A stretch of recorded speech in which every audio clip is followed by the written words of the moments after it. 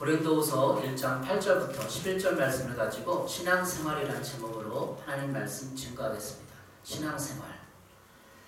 신앙이라는 말은 믿을 신자, 그리고 우러를 앙자, 또 의지할 앙자를 쓰고 있습니다. 그러니까 신앙하면 믿을 신, 의지할 앙자를 쓰는 것입니다. 그러니까 믿고 의지하는 것이죠. 믿고 받드는 일, 신뢰하고 복종하다. 사전에 찾을 때 이렇게 말하고 있습니다. 신앙이란 말을 종교에서는 신과 같은 성스러운 존재를 신뢰하고 복종함 또는 그러한 종교를 말하는 것입니다. 신앙은 심령을 하나님께 의존하는 것입니다. 신앙으로 인해 우리는 모든 악에서 구원받고 모든 선에서 선을 따르게 되는 것입니다. 신앙생활을 하면 우리는 흔히 믿음생활이라는 표현을 많이 쓰기도 합니다. 믿음의 대상은 하나님입니다. 또 신앙생활을 우리 교회생활로도 말할 수 있습니다. 교회 다니면서 신앙생활을 하는 것이기 때문입니다. 여러분, 우리가 신앙생활을 하는 이유가 목적이죠. 처음에는 누가 전도를 하면 예수님 구주를 영접하고 오기도 하지만 그냥 누가 전도해서 가자고 해서 교회에 오게 됩니다. 그래서 신앙생활이 시작되는 거죠. 예수님을 인격적으로 만나거나 구주로 영접하는 과정이 좀 필요합니다.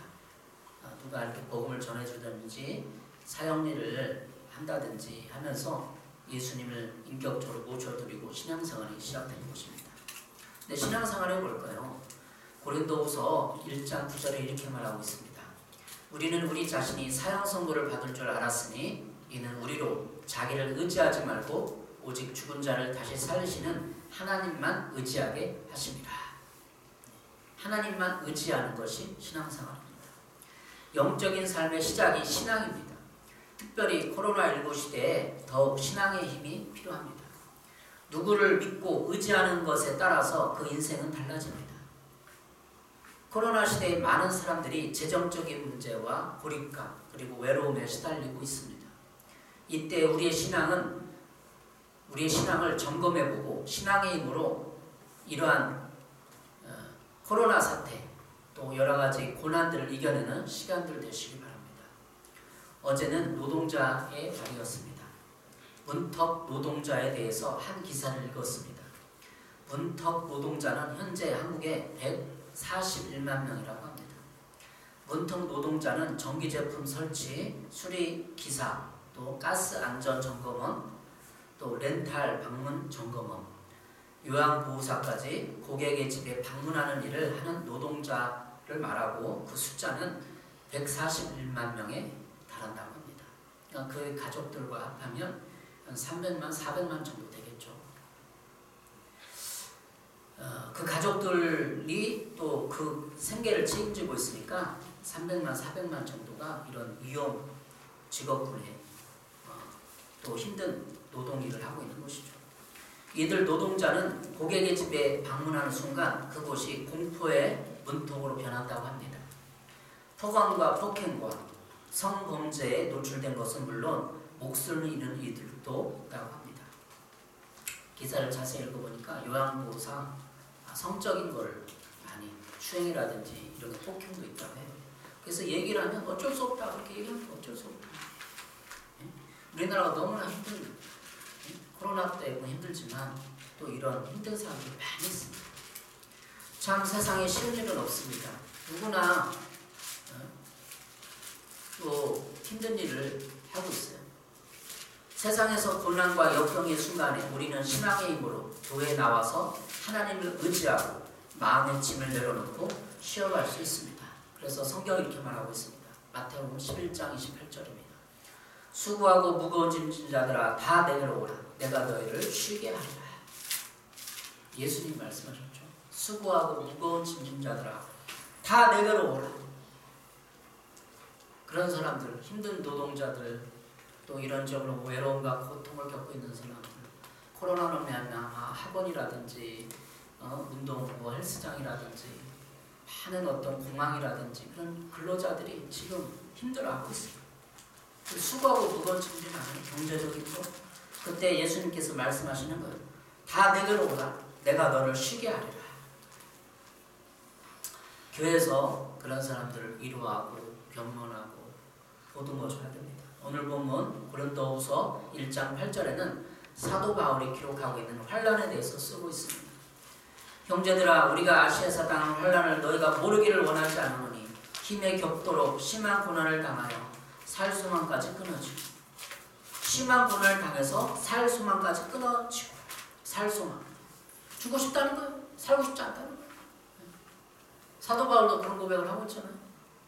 사도 바울은 당대 최고의 석학이면서 선교사고 복음을 증거하는 자 아닙니까? 근데 살 소망까지 끊어지고 고백을 하는 거예요. 나 너무 힘들다.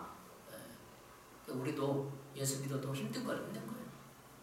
아니, 코로나 때문에 학원도 문닫고 뭐 다 문닫았는데 생계를 어떻게 칩니까? 그때 우리는 신앙생활을 시작하는 거, 하나님 의지하는 거.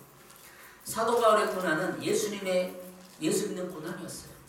그가 돈이 없어서 지식이 없어서 먹고 살기 힘들어서 고난을 당한 게 아니라 선교의 고난이었어요. 선교의 고난. 사도 바울 예수 믿는 고난이었어요. 우리 예수 믿는 사람에게도 이 세상에서 당하는 꼭 똑같은 고난이 옵니다. 그때 우리는 신앙, 믿음으로 그걸 돌파할 수 있는 것이죠.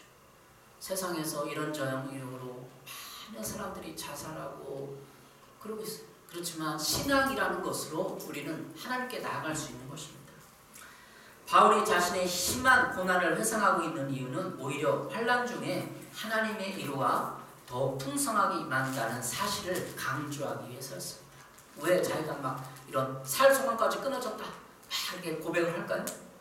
오히려 환난 중에 하나님 위로가 함께한다, 하나님이 도우신다는 것을 강조하기 위해서 살 소망까지 끊어졌다 이렇게 얘기하는 거예요. 고린도후서 1장 8절입니다. 형제자매 여러분, 우리가 아시아에서 당하는 환난을 여러분이 알아주기를 바랍니다. 우리는 우리의 힘에 겹게 너무 짓눌러서 살 희망까지 잃을 지경에 이르렀습니다. 세 번을 씁니다. 살 희망까지 잃을 지경이었다. 그게 답은 아니잖아요. 그렇지만 이렇게 얘기하는 거예요. 사도 바울.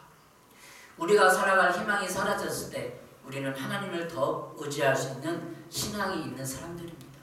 신앙의 힘으로 살아가는 우리들은 하나님을 의지하는 힘 때문에 더욱 이 세상과 다르게 또한 구별되어 살아갈 수 있습니다. 우리의 신앙심을 보고 다른 안 믿는 이들이 우리 믿음과 신앙을 볼 수 있도록 하여야 합니다.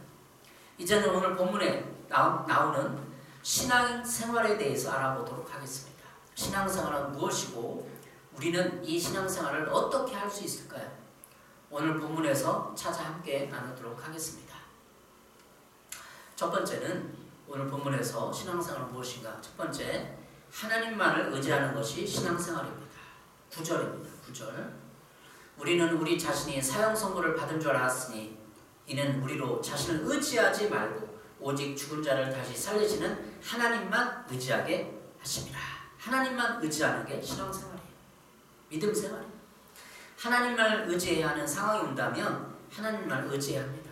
그런데 많은 사람들은 아직도 코로나 때문에 힘들고 그래도 원망하고 나라를 헬조선이라고 비난하고 주위 사람들 원망하고 살아가고 있어요. 그런데 그 사람들이 하나님께 나오면 되는 거예요. 자신이 무엇인가를 해보려고 노력하고 있습니다. 오늘날 우리 그리스도인들은 하나님을 의지하고 묻고 질문해야 합니다. 일상생활에서도 우리는 하나님을 의지하고 묻고 기다려야 합니다. 하나님 왜 그렇습니까? 이런 고난이 언제 끝날 것입니까? 나에게 축복의 순간이 언제 옵니까? 물으면서 기다려야 합니다. 그러면 때가 되면 하나님은 분명히 답해 주시고 깨닫게 하십니다. 살 소망까지 끊어진 상황에서도 하나님 나라와 그의 의를 바라보며 살아야 합니다. 9절에서 사형 선고를 받을 만큼의 고통에서도 바울은 그 이유를 자신을 의지하는 대신 하나님을 신뢰하기 위해서라고 말하고 있습니다. 죽은 사람도 살리시는 하나님을 신뢰하고 기다리면 적절한 때 그 고난의 이유를 깨닫게 됩니다.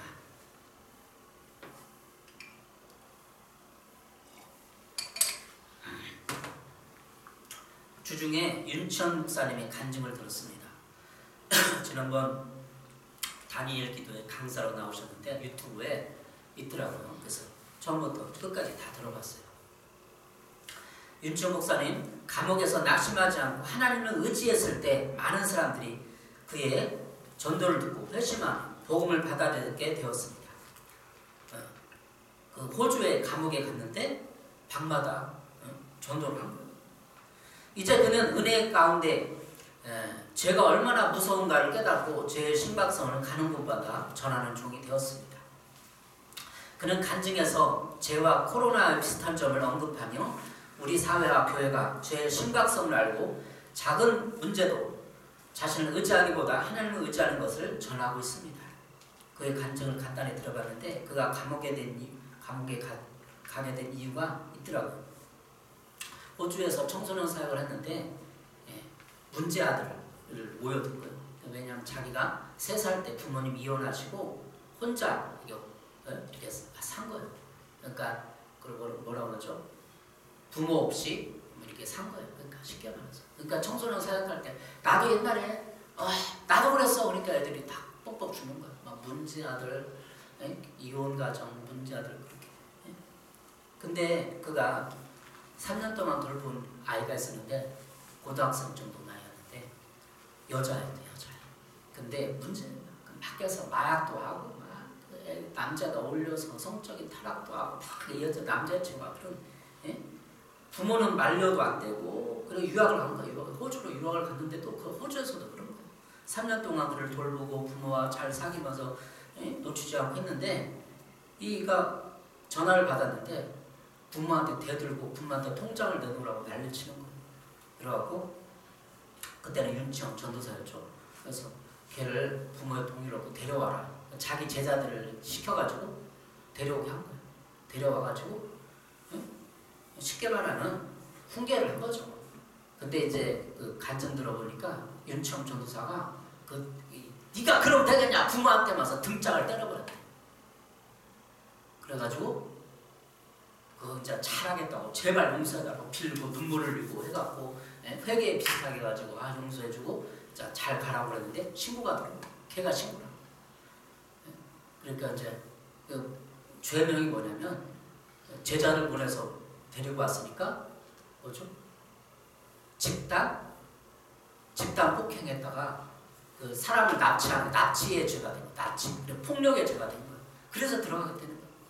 윤치홍 전도사가 너무 억울해가지고 그럴 수 있냐면서 부모도 다 잡혀 들어가고 제자들도 잡혀 들어갔는데 자기가 다 책임진다고 자기가 그랬다고 하면서 자기만 덮어주고 부모도 이렇게 풀려나고 이렇게 했다는 거죠. 그래서 2년 동안 호주 감옥에 있었다는 얘기를 하더라고요.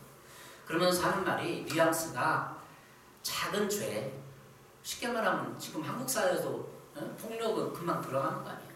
자기가 3년 동안 사랑하고 길른 그 제자, 여자자 문제 일으켜서 등짝 한 대 때리고 훈계한 것이 그렇게 큰 죄인지 몰랐다는 거예요. 그가 간증하면서 했던 얘기는 작은 문제도 자신을 의지하기보다 하나님을 의지해야 되는데 자기 자신을 의지했다는 거. 그만큼 3년 동안 돌봐주고 함께 숙식하면서 삶을 나누고 문제아들 길러줬으면 그 정도 한국 사회에서는 정의라면 그 정도 할 수 있잖아. 등짝 한 대 때리고 훈계할 수 있잖아. 근데 그게 법적으로 걸리고 호주 감옥에 들어갔다는 거죠. 그가 고백하는 윤치홍 목사님 고백하는 것은 그게 자신을 의지하는 거였다. 고백한다. 하나님을 의지하는 것보다 자신의 우리 사역자도 마찬가지예요. 저도 이제 개척하면서 내가 하나님을 의지해야 기도해야지 금식하면서 영으로 기도해야지 막 훈계하고 안 된다고 그러고 가르치려고 하면 항상 문제가 벌어지더라고요. 항상 목회자는 뒤로 빠져서 기도만 하고 눈물 흘리고 금식하며 있어야지 막 훈계하고 가르치고 그러면 사람들이 싫어요. 그걸 깨달았어요. 윤치홍 목사도 철저히 하나님을 의지해. 그 영은 그냥 내비두고 하나님께 맡겨야지 내가 가르쳐서 영혼 뭐 개가천선 시키려고 했다는 것은 안 돼요. 목회하니까 저도 이제 이해가 되겠어요. 윤치홍 전도사도 그런 거예요. 얼마나 사랑했으면 부모가 동의했고 가져와서 훈계하시오. 그렇게 된 거 아니에요. 근데 그렇게 된 거죠. 신앙생활은 자신을 의지하는 것이 아니라 하나님만을 의지하는 것입니다. 구약의 야곱은 자신을 많이 의지했던 사람이었습니다. 자신의 신령과 자신의 꾀를 많이 댄 사람이었습니다. 그런데 창세기 32장에서 그는 완전히 막힌 막다른 곳에서 자신의 지혜를 내려놓고 하나님만 의지하기 시작했습니다. 창세기 32장 6절에서 형 에서가 400명의 군대를 거느리고 야곱을 잡으러 오고 있다는 소식을 들었습니다. 야곱은 예전에 팥죽 한 그릇에 형 에서의 장자권과 축복을 속여서 사고 형 에서를 떠나 도망친 신세였습니다. 그러니까 얼마나 형 에서가 구둣불 야곱을 미워하고 증오하면서 원수를 갚으려고 하겠어요. 그러니까 군사를 들고 400명을 들고 찾아온 거죠. 이제 시간이 많이 흘러서 야곱은 형 에서가 군사를 보내고 자신을 찾아오는 복수한다는 것을 그런 상황에 처한 겁니다. 창세기 32장 10절에서 22절입니다. 주께서 주의 종에게 베푸신 이 모든 은총과 온갖 진실을 이 종은 감히 받을 자격이 없습니다. 제가 이 요단강을 건널 때 가진 것이라고는 지팡이 하나뿐이었습니다. 이제 저는 이처럼 두 무리나 이루었습니다. 부디 저의 형의 손에서 에서의 손에서 저를 건져주십시오. 형이 와서 저를 치고 아내들과 자식까지 죽일까 두렵습니다. 주께서 말씀하시기를 내가 반드시 너에게 은혜를 베풀어서 너의 씨가 바다의 모래처럼 셀 수도 없이 많아지게 하겠다 하시지 않으셨습니까? 신앙은 오늘 창세기 32장 야곱이 기도한 것처럼 부디 저희 형의 손에서 에서 손에서 저를 건져주십시오 라고 손 내미는 거예요. 제가 죽을까 두렵습니다. 하나님께 손 내미는 것이 신앙이에요. 그때 하나님은 우리를 향해서 도움과 은혜를 주시는 분입니다. 창세기 30장 야곱의 이야기에서 하나님은 분명히 도와주셨어요. 응답해 주셨어요. 창세기 32장 26절 28절입니다. 그분이 날이 새려고 하니 놓아달라고 했지만 야곱은 자기에게 축복해 주지 않으면 보내지 않겠다고 떼를 썼다. 그분이 야곱에게 물었다. 너 이름이 무엇이냐? 야곱이 대답하였다. 야곱입니다. 그 사람이 말하였다. 내가 하나님과도 겨루어 이겼고 사람과도 겨루어 이겼으니 이제 너의 이름은 야곱이 아니라 이스라엘이다. 그래서 지금 이스라엘 나라가 왜 이스라엘이 된 줄 아세요? 야곱이 그 밤에 야곱 나루토에서 천사와 실현하면서 기도에 하나님을 의지했기 때문에 이스라엘이 된 거야. 원래는 야곱이었는데 이스라엘이라는 이름으로 바꿔준 거예요. 그러니까 야곱의 자손들이 이스라엘 나라를 형성하는 거죠. 여러분 어때요? 야곱 나루에서 밤새도록 새벽 4시, 5시까지 기도하면서 몸부림치니까 천사가 나타나가지고 야곱의 그 환독벌을 부러뜨리고 네가 이겼어, 네가 있어. 못하겠다. 천사가 너 포기하고 가는 거야. 널 축복해주겠다. 그런 거예요. 하나님은 천사와의 씨름에서 져주신 것입니다.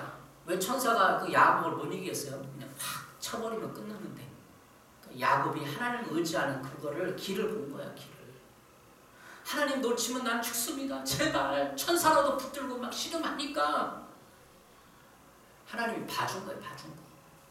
신앙생활 하나님이 봐주는 거 한마디로. 야곱이 부상을 입으면서까지 놓치고 싶지 않은 것은 축복이었습니다. 지금 에서가 쫓아오고 있는데 죽을까 두려움인데 여기서 하나님의 응답과 축복을 받지 않으면 나는 죽을 겁니다. 형 문제에서 자신의 은혜를 입은 것입니다. 자신을 죽을지도 모른다는 두려움에서 기도하며 밤새도록 하나님의 은혜를 바라보면서 기도하였던 것입니다. 그래서 그는 감히 하나님을 이길 수 없었던 존재이지만 자신이 영적으로 형 문제를 푸는 은혜를 받았던 것입니다. 왜 하나님은 그런 야곱에게 축복하였을까요? 그는 자신을 의지하는 것을 내려놓고 하나님만 의지하며 문제를 풀어달라고 하였기 때문이었습니다.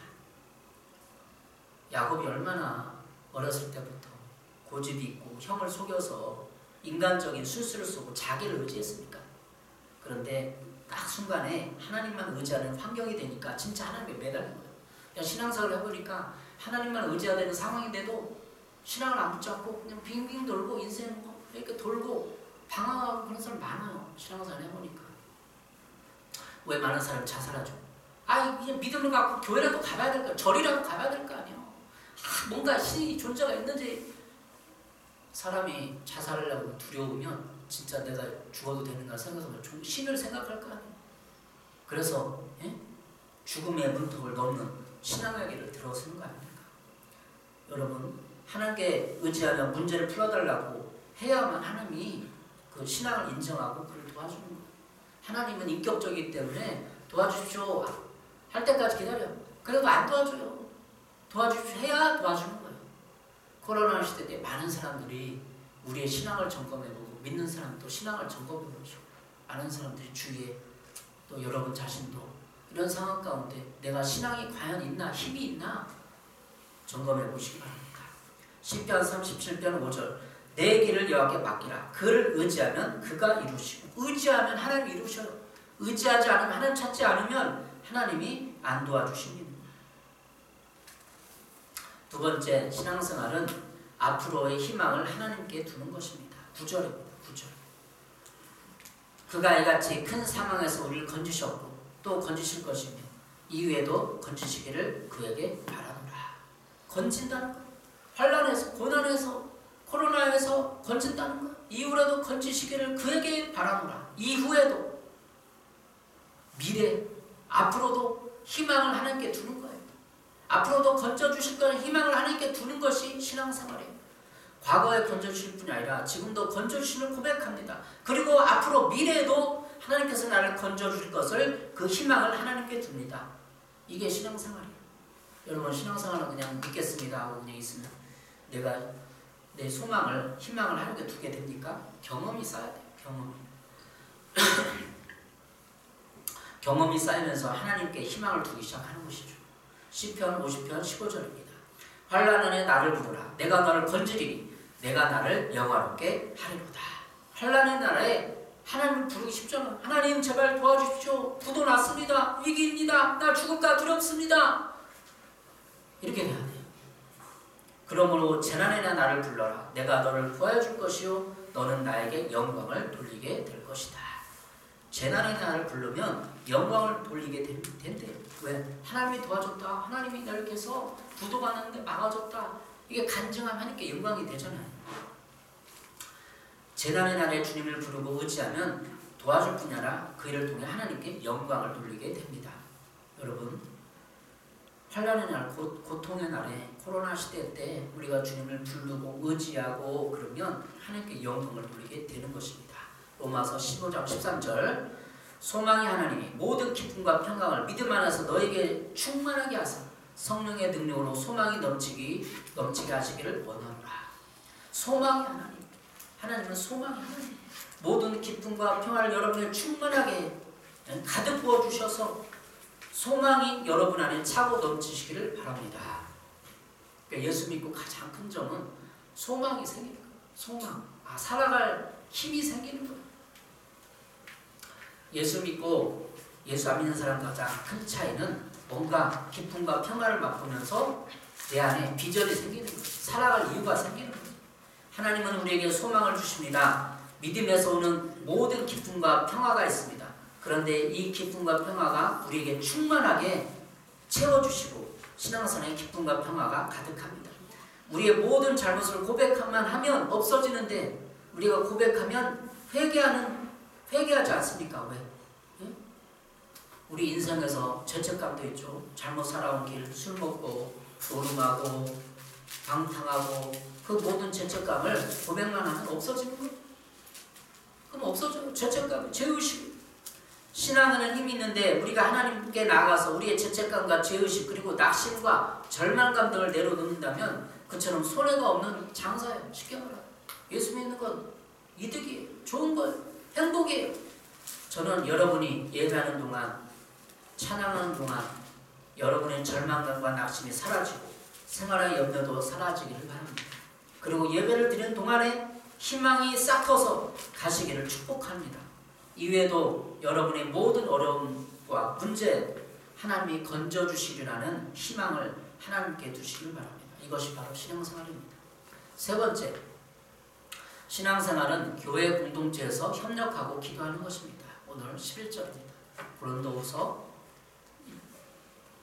고린도후서 1장 11절 너희도 우리를 위하여 간구함으로 도우라. 이는 너희가 많은 사람의 기도로 얻은 은사로 말미암아 많은 사람이 우리를 위하여 감사하게 하려 합니다. 우리를 위하여 간구함으로 도우라. 이 말은 중보기도를 말하는 것입니다.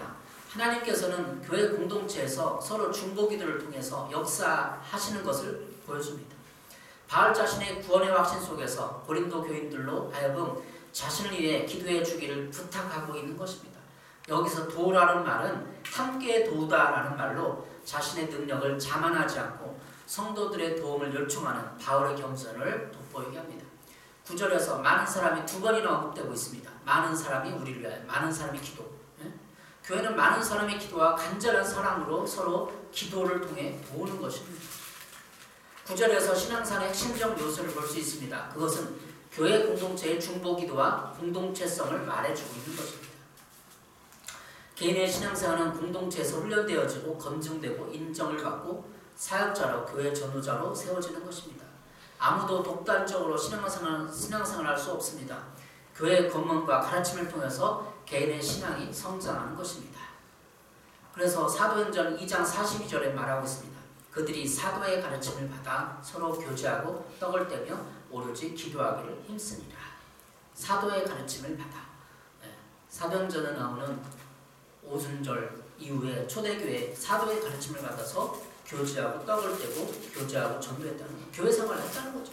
사도의 가르침이 필요해요. 여러분 누구는 이 세상에서 혼자 성경을 독하고 읽으면서 자기가 깨달을 수 없어요. 교회 속회에서 목회자의 도움을 받고 신앙의 검문을 들어서 성장하는 거예요. 그래서 옛날에 이단들이 다 어떻게 많이 탐지죠? 신학교도 안 가고 자기가 성경 막 100독하고 50독해서 기도 막 금식해서 자기가 통달해갖고 성경 가르치는 사람들 대부분 이단. 정통교회에서 잘 가르치면 신앙훈련을 받고 세례를 받고 신학교를 가서 그래서 목회자가 되는 거예요. 사역자가 되는 거예요. 대부분 이단들이 다 그래요. 초대 우리 이단에 대한 설교도 했지만 이단도 공부했지만 이단들이 다 그래요. 자기가 막 독해서 성경 독해서 기도해가지고 깨달았다. 근데 마음대로 해석하는 마음대로. 사도의 가르침을 받아서 신앙생활을 하는 거예요. 교회 공동체에서 검증돼요. 이 사람의 인격과 신앙과 모든 사람이 검증되는 거예요. 세례를 주는 곳은 교회입니다. 교회에서 예수 그리스도를 구주로 영접하고 믿음을 고백하며 신앙생활로 결단하는 곳이 교회입니다. 따라서 신앙생활은 교회에 등록하고 교회 지도를 받으며 교회 관계 속에서 한 사람의 천국 백성으로 성장해가는 것입니다. 교회에서 예수 그리스도에 대한 신앙을 나누며 함께 위로를 받고 성장하는 것입니다. 오늘 본문들을 쭉 요약해 보겠습니다. 하나님만을 의지하는 것이 신앙생활입니다. 신앙의 대상은 하나님입니다. 우리를 올바로 살도록 하는 하나님이 신앙의 대상입니다. 디모데전서 4장 10절 우리 소망을 살아계신 하나님께 두미니 살아계신 하나님께 두미니. 여러분 우리가 안 믿는 사람들과 다른 게 없어요. 살아계신 하나님을 믿는 거 아니에요. 하나님은 살아있어요. 지금도 역사예요.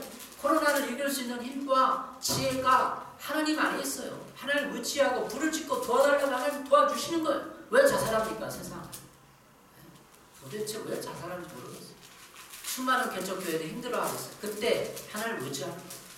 저도 개척교회 3년을 뒤돌아봐요. 하나님이 우리를 개척교회하고 무슨 훈련을 시켰을까? 여러 가지 있지만 하나님을 의지하는 훈련을 하나님을 의지하는 훈련. 누구도 의지하지 않고 하나님만을 바라보면서 의지하는 훈련 하는 거예요. 하나님만 의지하는 훈련을 했을 때 하나님만 의지하면 하나님의 능력과 지혜가 임해서 모든 문제를 풀어갈 수 있어요. 두 번째는 신앙생활은 앞으로의 희망을 하나님께 두는 것입니다. 지금까지 하나님이 나를 어떻게 인도했나를 잘 살펴보는 거예요. 안 믿는 사람들에게도 일반 은총이 있어요.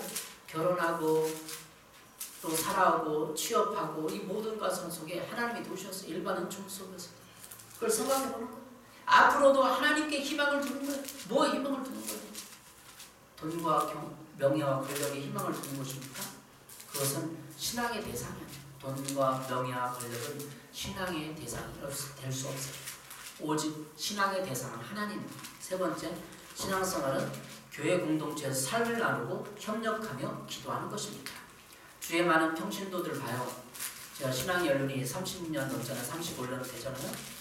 많은 사람들이 혼자 기도해갖고 나는 막 은사도 받고 막 하나님의 음성을 들을 수 있어. 근데 목회자의 지도를 안 따라. 나는 속으로 그런 자만심, 교만심이 있더라고. 난 혼자 하나님의 음성을 들어. 그냥 교회는 열심히 한번 딱 하고 나 혼자 신앙생활. 그러면 삶을 나누고 하나님이 내 생활에 내 삶에 어떻게 역사하신 걸 나누고 협력하고 공동체에서 기도하면 하나님이 우리 마음에 어떻게 역사하는가 서로 나누면서 신앙이 성장할 수 있습니다. 여러분 나에게 살 소망이 있습니까? 살아갈 이유가 있습니까? 꼭 고난당하고 돈 없다고 그 삶을 포기하고 자살하는 게 아니에요. 돈 많은 사람도 여러 가지 이유. 몇 수십 년 전에 재벌 어느 누구 딸도 자살했어요. 왜 그들이 자살하죠? 살아갈 이유가 없으니까. 사람에게 실망했으니까. 근데 우리는 왜 살아가는 거죠? 하나님의 영광을 위해 살아야 합니다. 고린도서 10장 31절. 그런즉 너희가 먹든지 마시든지 무엇을 하든지 하나님의 영광을 위하여 하라. 우리가 살아가는 이유는 하나님의 영광을 위해서 사는 거예요. 지금도 왜 사는지 고민하고 방황하는 삶의 의미가 없는, 결혼해도 그렇고 자식들도 다 배신하고 돈도 없고 왜 그런지 왜 사는지 모르겠다는 사람들, 하나님의 영광을 위해 사는 것입니다. 의미가 있는 인생이에요. 고린도서 10장 32절 33절입니다. 여러분은 유대 사람에게도 그리스 사람에게도 하나님의 교회도 걸림돌이 되지 마십시오. 나도 모든 일을 모든 사람의 마음에 들게 하려고 했습니다. 그것은 나 스스로 이름을 구하지 않고 많은 사람의 이름을 구하여 그들의 구원을 받게 하려는 것입니다. 나 스스로 이름을 구하지 않고 교회 공동체에서 그들의 구원, 내 주변의 사람들의 구원을 받게 하려고 살아가는 거예요. 나도 구원받았으면 내 주변의 사람, 친척, 부모, 자식 다 구원받게 해야죠. 이것이 살아가는 이유예요. 뭐 다른 거 있습니까? 인생 40, 50, 60 살아보면 다 알아. 거기서 그래요. 인간은 아무리 똑똑하고 잘나고 얼굴도 50, 60 되면 다 똑같아지고 이제 부부에게 기대할 건 없어요. 부부도 마찬가지고 가정날이지만 다 똑같아. 인간은 자기 이기적이에요. 그때 하나님의 구원과 영광을 위해 살아가시니 인생의 목적이고, 그래서 하나님을 의지하고 사는 것이 신앙생활입니다. 여러분에게 신앙생활을 통해 복된 주의 일꾼들 되시기를 바랍니다. 여러분들에게 주의 이런 위기 가운데 위기와 고난을 신앙생활을 통해 극복하고 앞으로도 소망을 하나님께 두시기를 바랍니다. 사람에게 두지 마세요.